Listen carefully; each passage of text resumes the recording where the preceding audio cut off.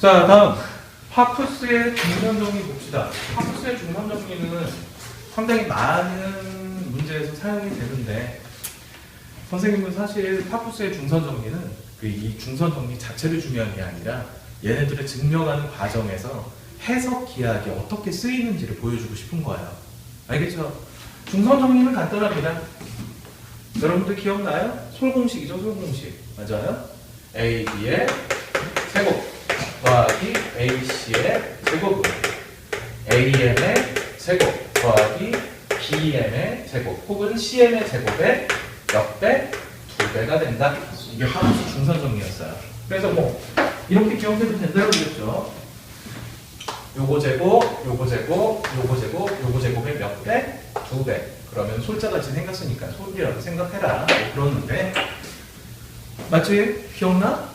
우리 또 소댄스 있었고 솔공식 있었고 뭐 몇 가지 있잖아요. 그죠?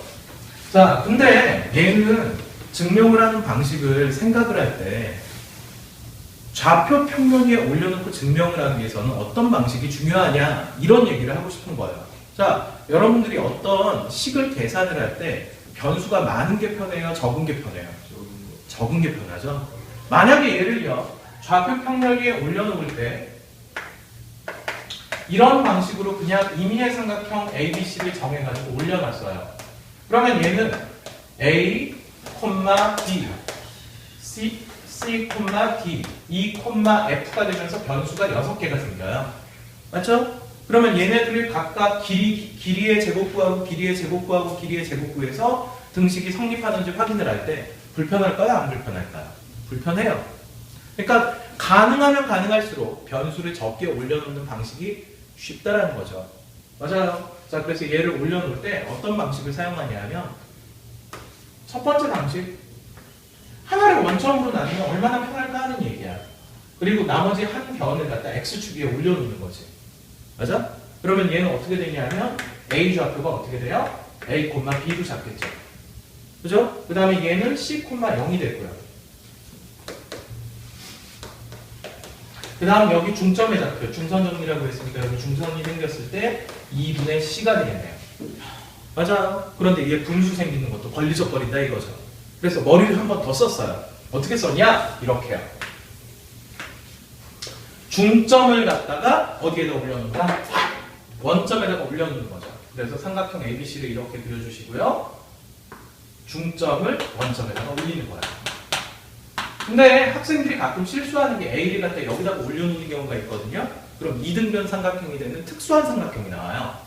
그렇게 하면 안 되고요. 일반적인 삼각형을 생각해야 되기 때문에 한 변만 x축 위에 올리고 중점을 갖다 어디다 올린다라고 생각한다? 원점에다 올린다라고 생각하는 거죠. 자, 그러면 얘는 A의 좌표가 A, B가 될 것이고요. B의 좌표는 C의 좌표를 C, 0으로 잡으면 B의 좌표는 마이너스 C, 0이 되니까 분수 형태가 없는 상태에서 바로 확인을 할 수 있는 식이 나오게 돼요. 그럼 가장 이상적인 방법으로 좌표 평면 위에 올려놓은 건 바로 세 번째 방법이 되겠네요. 알겠죠? 그러니까 어떤 것을 증명을 하거나 어떤 기하학적 모양을 따지거나 도형에 대해서 분석을 할 때 변수가 적으면 적을수록 좋다라는 겁니다. 알겠어요? 파푸스 중선 정리에 대한 문제는 여러분들이 처음 배우는 게 아니기 때문에 나중에 문제 풀고 나서 선생님이 개별적으로 질문을 받는데 중선 정리 자체를 기억을 하는 것도 중요하지만 이 중선 정리를 증명하기 위해서 우리가 사용했던 방식 뭐예요? 변수가 적을수록 우리는 문제 풀이할 때 편하다. 그러니까 좌표 평면 위에 어떤 도형을 올려놓더라도 임으로 올려놓을 때는 변수를 적게 하는 방법이 좋다라는 겁니다. 알겠어요? 자, 그 다음 이것을 약간 활용해서 뭐를 공부할 거냐면요. 이제 여기가 되게 중요한데요. 자취와 자취의 방정식에 대해서 선생님이랑 한번 공부를 해봅시다. 알겠어요? 자취와 자취에 관한 자취의 방정식.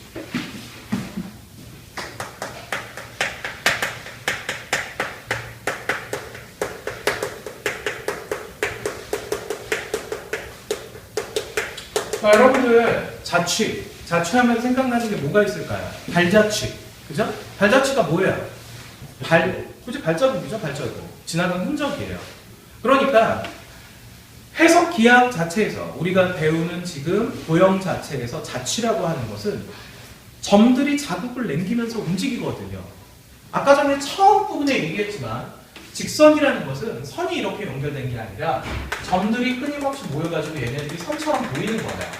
맞지? 그러니까 이 점들이 움직이는 흔적을 따라가다 보니까 이런 직선이 되고 혹은 곡선이 됐다, 선이 됐다라는 것을 알아낸 거죠. 맞아요. 그럼 점의 자취를 구하여라 혹은 자취의 방정식을 구하여라 하는 것은 그 점들이 일정한 원리에 의해서 혹은 법칙에 의해서 규칙에 의해서 움직인 점들의 흔적이 어떤 모양이 될지를 예측해봐라 하는 얘기예요. 알겠죠? 그런데 왜 선생님이 두 가지 용어를 쓰나요? 하나는 자취라고 하고요. 왜 하나는 자취의 방정식이라는 용어를 사용을 하나요? 맞죠? 기억나요? 자취는 좌표 평면을 이용한 해석 기하학적 관점에서 접근을 한 게 아니라 그냥 우리가 평면 기하학 있죠. 도화지 위에다 그려놓고 이렇게 생각할 때 접근하는 방식을 얘기하는 거야. 그런데 자취의 방정식은 아예 상정하기를 좌표 평면 위에서 좌표 값을 주고 시작을 해요. 맞죠? 그래서 우리가 하는 게 왜 앞쪽에서 파푸스 중선 정비를 할 때 이런 부분을 강조했느냐? 자취는 우리가 바로 구해낼 수도 있지만 어떤 점의 자취는 바로 못 구해내요. 그래서 얘를 갖다가 좌표 평면 위에 올립니다. 그러면 좌표라는 게 생각나니까 방정식을 만들어낼 수 있겠죠? 직선의 방정식 뭐 이런 것들이요. 그지? 그러면 거기서 방정식을 찾아냅니다. 그 방정식을 갖다가 무엇이라고 부르냐면 자취의 방정식이에요. 이해돼요? 그런데 답을 자취의 방정식 상태로 써놓으면 안 된다 이거야. 왜냐하면 애시당초 여러분들한테 문제를 풀어라 하고 조건을 줬을 때는 좌표 평면을 상정하고 문제를 준 것이 아니라 무엇을 상정하고 줬냐면 그냥 일반적인 평면 기하학적인 조건을 준 거예요. 그러면 얘를 가지고 재해석해서 다시 한번 표현을 하는 것이 자취고요. 맞죠? 자취의 방정식은 아예 애시당초 조건 자체를 좌표 평면 위에 있는 조건으로 줍니다. 맞아요? 그러니까 이것을 구해내면 정답이 끝나는 거죠. 그런데 얘는 중요한 룰 한 가지만 기억하면 돼요. 뭐냐? 우리가 구하고자 하는 대상, 점, P의 자취를 구하여라. 또는 자취의 방정식을 구해라. 자취방 구해라. 맞아요. 그러면 어떻게 돼야 돼? 얘를 갖다 기억 안 나? x, y로 두고 시작해서 그 x와 y의 관계식을 구해내는 게 가장 중요하다고 그랬잖아. 그래서 우리가 구하고자 하는 대상에 P라는 점의 자취를 구하거나 혹은 자취의 방정식을 구하고 싶으면 무엇부터 생각을 해라? x, y라고 점을 상정해 놓는 것부터 생각해라 라고 했었습니다. 기억나요? 네, 그러면 이거에 관련된 문제 풀어볼게요. 그래서 얘가 중요한 거예요. 변수가 가장 적을수록 어떻게 돼요? 우리는 문제 풀기 편하다는 것을 기억을 해주셔야 됩니다. 그래서 파푸스의 중선 정리와 자취와 자취의 방정식을 연결지어서 수업을 하는 겁니다. 봅시다. 예제는 그냥 뭐 일반적으로 쓰는 정석에 있는 예제 하나 써볼게요. 문제 한번 볼게요. 자, 문제가 이렇게 나왔습니다. 두 정점 A와 B 사이의 거리가 2A다. 자, 이때 PA는 PD를 만족하는 뭐야? 점 P의 자취를 구하여라. 자, 얘는 자취의 방정식을 물어본 게 아니라 자취를 물어봤습니다. 우리에게 주어진 조건 자체도 해석 기하학적인 접근이 아니라 평면 기하학적인 접근이에요. 맞죠? 자, 그러니까 얘는 점 P의 자취를 구하기 위해서는 일단 먼저 우리가 좌표 평면 위에 얘네들을 적정한 자리에 옮겨놔야 되겠죠. 맞아요. 자, 그러면 한번 봅시다. 방법은 여러 가지. 그지? 방법은 여러 가지라고 했어. 어떤 방법 사용해볼까? 자, 좌표 평면 위에요. A라는 점은요. A와 B 사이의 거리가 A라고 했으니까 A라는 점을 여기. 그래서 요 좌표 B라는 점을 여기. 그래서 얘를 나는 A, 0으로 잡고요. 얘를 마이너스 A, 0으로 잡을래요. 그러면 A, B 사이의 거리가 얼마가 되겠죠? A, B 사이의 거리가 2A가 돼요. 됐어요? 자, 그 다음 우리가 임의로 구하고 싶은 점. 사실은 느낌 오죠? 얘네들은 수직이등분선 느낌은 오는데 맞아요. P라는 점을 임의로 하나 잡습니다. 가장 중요한 게 뭐라고 했어요? 얘를 갖다가 x, y라고 두는 것이 중요하다고 그랬어요. 맞아요. 자, 그런데 문제에서 룰을 줬죠? 얘네들은 점이 움직이는데 어떠한 룰에 의해서 움직인다? PA와 PB가 같다라는 조건을 지키면서 움직인다 이거예요. 맞아요. 그러면 얘한테 그대로 때려 넣으면 되겠죠. 이해됩니까? 자, 그래서 얘는 어떻게 되냐면요. 자, PA의 제곱이랑 PB의 제곱도 같겠죠. 그래서 PA의 제곱, 점과 점 사이의 거리 X 플러스 A의 전체 제곱 플러스 Y의 제곱이 될 것이고요. PA의 제곱으로 아예 바꿔서 했습니다. 양변 제곱해도 동일할 테니까요. 이유는 뭐니? 루트 없애려고 그러지. 맞아요. 그 다음 PB의 길이의 제곱은 어떻게 돼요? X-A의 전체 제곱 플러스 Y의 제곱이 될 겁니다. 자, 얘를 전개해서 정리해주면 양변에 있는 X제곱, X제곱, Y제곱, Y제곱 사라질 거고요. 여기는 남는 게 2AX 마이너스 얼마가 돼요? 플러스 A제곱. A제곱도 소거되죠? 그 다음 얘는 마이너스 2AX만 남을 것이고요. 최종적인 결론은 X는 0이라는 식이 나옵니다. 자, 그러면 얘는 자취의 방정식이에요. 그럼 X는 0이라는 것이 의미하는 것은 뭐예요? 이거죠, 이거. Y축을 의미합니다. Y축. Y축. 맞아요. Y축이죠. 그럼 Y축이라는 것은 기울기가 없어요. 맞죠? X축과 수직이에요. 그러면서 A라는 점과 B라는 점을 중간을 지나는 이등분선이 되겠죠. 맞아요. 그래서 최종적으로 정답을 쓸 때는 X는 0이라고 쓰면 큰일 납니다. 왜? 우리한테 물어봤던 것은 자취의 방정식이 아니라 자취예요. 더더군다나 우리에게 주어진 조건을 임의로 좌표 평면 위에 우리가 올려놓은 거예요. 풀기 편하게 하기 위해서. 근데 얘를 답을 그대로 정답을 쓰면 되나요? 안 되죠. 그래서 얘를 재해석합니다. 어떻게 된다? P의 자취는 선분 AB의 수직 이등분선이다. 이렇게 써야지만 원하는 정답이 되게 되는 거야. 알겠어요? 이해되니? 함부로 쓰면 안 됩니다. 알겠죠? 선분 AB의 수직 이등분선이다. 자, 그러니까 이런 과정을 거친 겁니다. 자취를 갖다 구하고자 하는 대상을 갖다 좌표 평면에 올려놨고요. 점 x, y로 두고요. 자취의 방정식을 구해냈어요. 맞지? 그런데 그것을 갖다가 자취의 형태로 재해석하는 과정을 반드시 거쳐야지만 우리는 자취를 구할 수가 있는 겁니다. 알겠죠? 네. 자, 다음 두 번째 문제 봅시다. 두 번째는 아예 자취의 방정식을 구하라 하는 문제인데 평형 문제 하나 봅시다.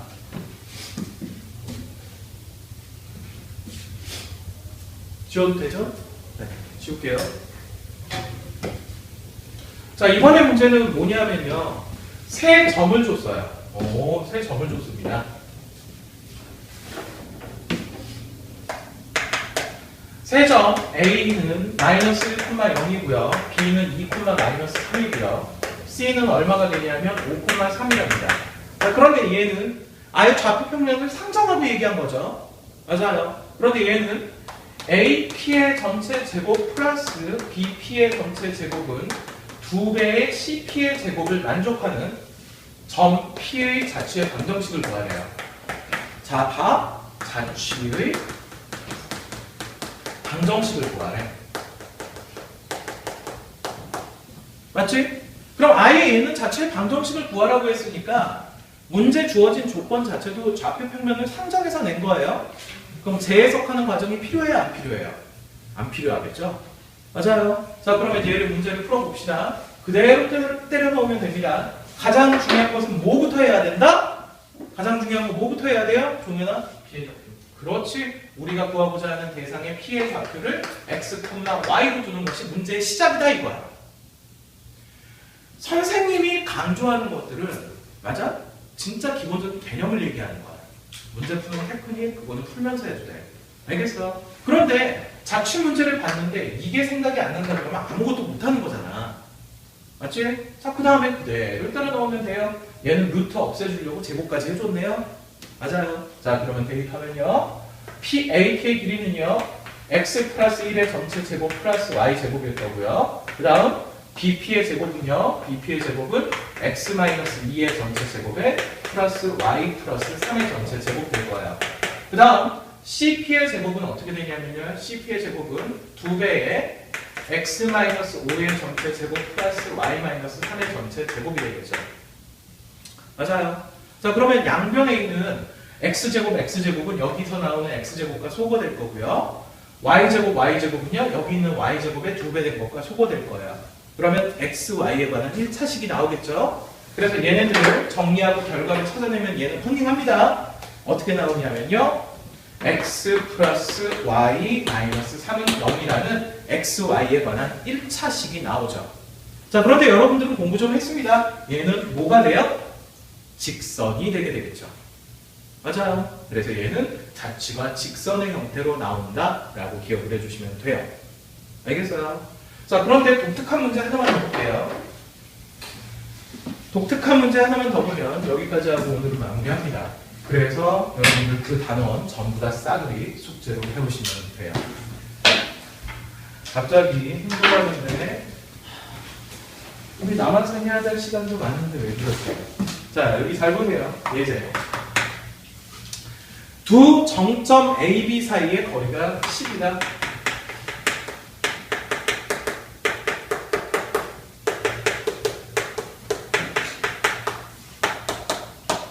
자, 그리고 뭐를 만족하는 것을 구하라고 했냐면 PA의 제곱 마이너스 PB의 제곱은 얼마다? 20 얘를 만족하는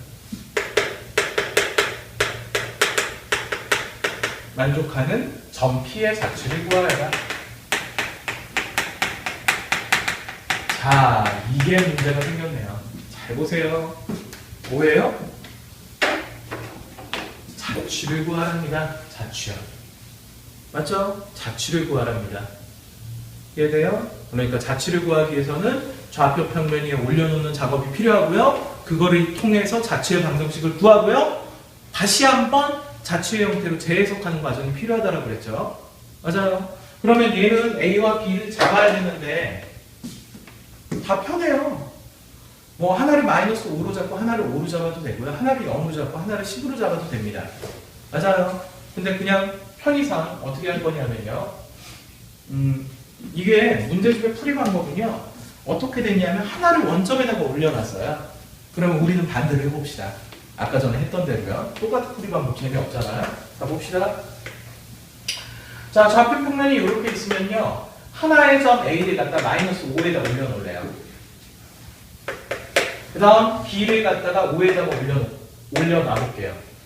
맞죠? 그 다음에 여기 어딘가 P라는 점이 있어요. 맞죠? 그래서 얘네들의 제곱에서 얘네들의 제곱을 빼면 20을 만족하는 점을 찾으라고 했습니다. 이해됐어요? 자, 그러면 가장 먼저 해야 될 것은 우리는 이 P의 좌표를 X, Y라고 잡는 것이 가장 중요하다고 했습니다. 맞죠? 자, 그러면 그 다음에는 어떻게 해야 돼요? 그대로 식을 만들어 보면 되겠죠? 자, 봅시다. PA 사이의 거리의 제곱 어떻게 되죠? PA 사이의 거리의 제곱은 X 플러스 5의 전체 제곱 플러스 Y 제곱이 되게 돼요. 됐어요? 거기서 빼기 PB의 거리의 제곱은 X 마이너스 5의 전체 제곱 더하기 Y 제곱이 되겠죠. 그런데 얘네들의 결과물이 20이 돼야 됩니다. 맞아요? 자, 그러면 얘네들 정리해주면요. X제곱하고 X제곱 없어지고요. Y제곱, Y제곱 없어지고요. 25하고 25 생긴 거 마이너스니까 없어져요. 그러면 중간에 생기는 것은 10X. 여기 10X 생기죠. 그 다음에 여기 마이너스 하면서 10X가 또 생겨요. 마이너스 10X. 얘는 20이 되고요. 맞죠? 20X는 20. x는 1이라는 결과물이 나옵니다. 자, 그러면 x는 1이라는 것은 x가 1이라는 것은 지금 저 그림이 정확하진 않지만 y축에 평행하고 x축의 수직인 직선이에요. 맞죠? 수직인 직선. 자, 그래서 어떻게 되냐면 이 p라는 거 선생님이 스케일은 그냥 하겠습니다. 여기가 1이라 이거죠. 맞아요. 수직인 직선입니다. 오케이? 자, 그러니까 얘를 이제 우리가 재해석을 해서 표현을 해야 되는 거야. 여기까지 나온 걸로 끝나는 것이 아니라 자취를 구해야 되니까 얘네들을 우리가 평면기하학적으로 혹은 일반적으로 표현을 할 수 있는 재해석이 필요한 거예요. 이해돼요? 그러면 얘는 어떻게 표현해야 될까요? 자, 지금 이 얘기거든. 그냥 일반적으로 생각하면 얘가 A가 있고 얘가 B가 있는 거야. 그런데 지금 여기가 마이너스 5에서 시작을 하니까 얘가 1이 더해지니까 길이가 6이잖아. 그러니까 여기 6이 있다 이거지. 여기서부터 6, 여기가 4, 그 다음 여기는 전체가 10. 그런데 이 점을 지나면서 A, B의 수직인 직선이 되는 거야. 아니? 그러면 이제 표현하는 방식이 조금 다양하겠지. 사람마다 조금씩 차이가 있을 거 아니야. 근데 일반적으로 표현을 할 때는 성분 A, A에서 B 쪽으로 좀 말이 이상한데 6만큼 떨어진 점을 지나는 성분 AB의 수직인 직선 뭐 이렇게 표현을 해도 되고요. 다양한 방식으로 표현을 해도 됩니다. 알겠어요? 되게 자세하게 쓴 거예요, 선생님이요. 좀 간결하게 쓰면은요. A에서 B 쪽으로 6만큼 떨어진 점을 지나고 선분 AB의 수직인 직선. 똑같네? 난 이거 한 글자 더 들어갔네. 선분 AB에서. 그치? 선분 AB에서. 알겠지? 선생님은 조금 더 자세하게 여기 들어갔을 뿐이에요. A에서 B 쪽으로 6만큼 떨어진 점을 지나는 선분 AB의 수직인 직선. 그러니까 얘는 뭐 수직 이등분선이 아니기 때문에 함부로 수직 이등분선 뭐 이런 용어는 사용할 수가 없겠죠. 알겠어요? 자, 지금 여러분들이 배운 게 자취하고 자취의 방정식인데 다시 한번 선생님이 강조를 하면 자취를 구해라 하면은 자취를 바로 구할 수 없기 때문에 좌표 평면 위에다가 얘를 상정을 하고요. 평면 위에다가 얘를 올려놓고요. 그 다음 얘 여기서 자취의 방정식을 구합니다. 그 다음 어떻게 한다? 얘를 갖다 다시 자취 쪽으로 돌아가기 위해서 반드시 재해석하는 과정이 필요하다. 그런데 자취의 방정식을 구하라고 하면 아예 좌표 평면을 상정해서 나오기 때문에 이 부분만 구하고 얘를 답으로 써주면 된다. 네, 가장 중요한 건 뭐라고 했죠? 바로 이겁니다. x, y 우리가 구하고자 하는 대상이 되는 자취의 대상이 되는 녀석을 갖다 x, y라는 좌표로 설정을 해놓고 문제를 해결해야 된다 라는 거죠. 알겠어요? 이것을 기반으로 해서 다음 단원의 직선의 방정식을 유도할 수 있고요. 그 다음 단원의 원의 방정식도 유도할 수 있는 겁니다. 왜? 직선의 방정식 한 점을 지나면서 일정한 기울기를 가지고 있는 점들의 자취야. 알겠니? 원의 방정식 한 정점을 기준으로 일정한 거리에 있는 점들의 자취라고. 전부 다 우리가 배우는 것들은 도형의 방정식은 자취라고 생각을 하시면 됩니다. 알겠죠? 오늘은 여기까지 합니다.